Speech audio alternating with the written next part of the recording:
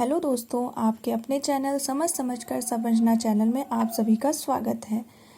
आज मैं आप लोगों के सामने एक छोटा सा टॉपिक शब्द भेद लेकर आई हूँ। और शब्द भेदों के बारे में मैं आज बताऊंगी। जैसे शब्द के दो भाग होते हैं, सार्थक शब्द और एक निरर्थक शब्द।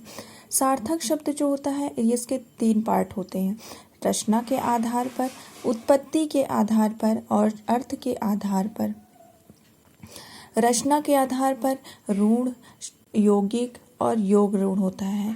उत्पत्ति के आधार पर तत्सम, तद्भव, विदेशी, संकर शब्द होते हैं और अर्थ के आधार पर एकानार्थी, अनेकार्थी, पर्यायवाची और विपरीतार्थी शब्द होते हैं।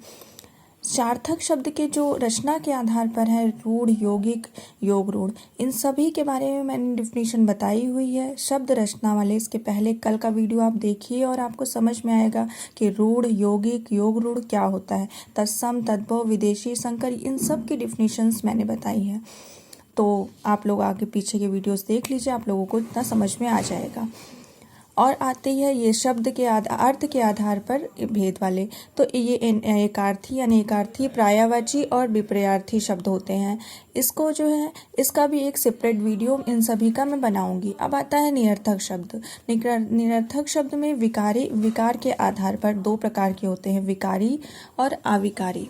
विकारी में संज्ञा, सर्वनाम, विशेषण, क्रिया है और अविकारी में क्रिया, विशेषण, संबंध बोधक, समुच्चय बोधक और विस्मयादि बोधक है।